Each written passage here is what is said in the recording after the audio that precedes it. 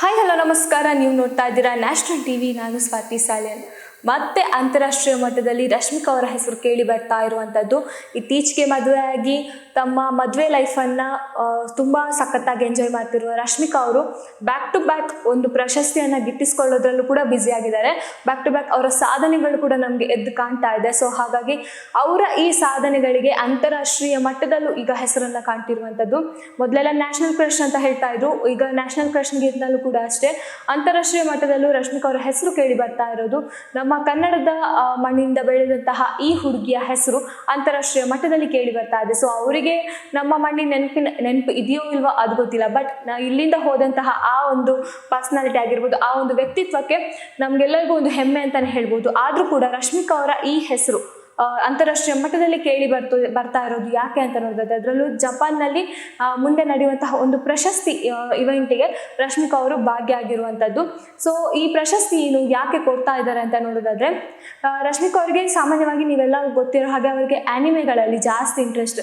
ಈ ಕಾರ್ಟೂನ್ ಆ್ಯನಿಮೆಗಳಾಗಿರ್ಬೋದು, ಇಂಥದ್ರಲ್ಲಿ ರಶ್ಮಿಕಾ ಅವರು ಅವರ ಒಲವನ್ನು ಜಾಸ್ತಿ, ಅಪಾರ ಪ್ರೀತಿಯನ್ನು ಜಾಸ್ತಿ ವ್ಯಕ್ತಪಡಿಸ್ತಾ ಇರುವಂಥದ್ದು.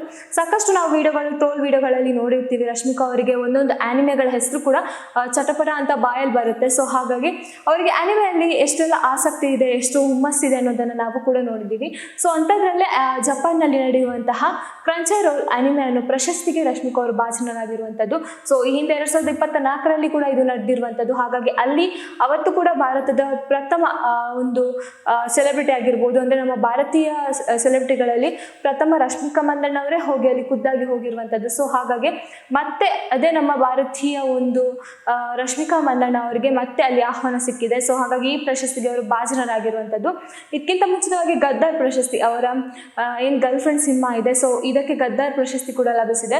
ಇದು ಕೂಡ ಅಷ್ಟೇ ಸಾಕಷ್ಟು ಒಂದು ವಿಷಯವನ್ನು ಅಥವಾ ಈ ಒಂದು ಸಾಕಷ್ಟು ವೈರಲ್ ಆಗಿರುವಂತಹ ವಿಷಯ. ಅವರು ಪ್ರಶಸ್ತಿ ತೆಗೆದುಕೊಂಡಾಗ ಭಾವನಾತ್ಮಕವಾಗಿ ಹೇಳಿರುವಂಥದ್ದು.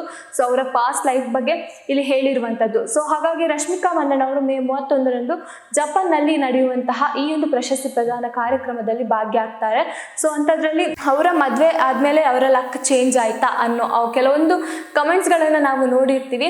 ಹಾಗೆ ರಶ್ಮಿಕಾ ಅವರಿಗೆ ಕನ್ನಡದ ಮೇಲೆ ಅಭಿಮಾನ ಮತ್ತೆ ಬಂದಿದೆ ಅನ್ನೋ ಮಾತುಗಳು ಕೂಡ ನಾವು ನೋಡ್ತಾ ಇದ್ದೀವಿ. ಯಾಕಂದರೆ ಅವರ ಪ್ರತಿಯೊಂದು ವಿಡಿಯೋಗಳು, ಅಂದರೆ ಮದುವೆ ಏನಾಗಿತ್ತು ರಿಸೆಪ್ಷನಲ್ಲಿ ನಡೆದಿರುವಂಥ ವಿಡಿಯೋಗಳಿಗೆ ರಶ್ಮಿಕಾ ಮಂದಣ್ಣ ಅವರು ಕನ್ನಡದ ನಮ್ಮ ತುಳಸಿ ಹಾಡನ್ನು ಹಾಕಿಕೊಂಡಿರೋದು ಎಲ್ಲ ಒಂದು ಕಡೆ ಅವರ ಕನ್ನಡದಲ್ಲಿರುವಂತಹ ಅಭಿಮಾನಿಗಳಿಗೆ ಕೊಂಚ ಖುಷಿಯಾಗಿರುವಂತಹ ವಿಷಯ.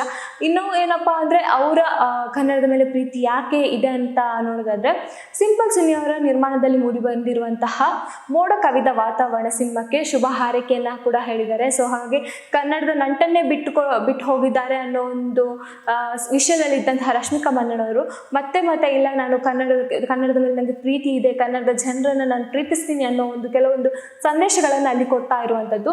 ಸೊ ಹಾಗಾಗಿ ಇಲ್ಲಿ ನೋಡಿದಾಗ ರಶ್ಮಿಕಾ ಅವರು ಕನ್ನಡವನ್ನು ಮಾಡ್ತಿಲ್ಲ, ಬಟ್ ಎಲ್ಲೋ ಒಂದು ಕಡೆ ಅವರು ಭಾಷೆಯನ್ನು ಮಾಡ್ತಿದ್ದಾರೆ. ಈ ಒಂದು ವಿಚಾರಕ್ಕೆ ಅವರು ಹೆಚ್ಚಾಗಿ ಟ್ರೋಲ್ ಆಗಿರುವಂಥದ್ದು.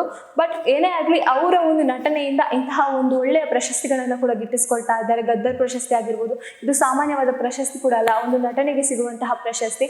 ಸೊ ಹಾಗಾಗಿ ಅವರ ನಟನೆ ಅಂದಾಗ ನ್ಯಾಚುರಲ್ ಆಗಿ ಆ್ಯಕ್ಟಿಂಗ್ ಕೂಡ ಮಾಡ್ತಾರೆ.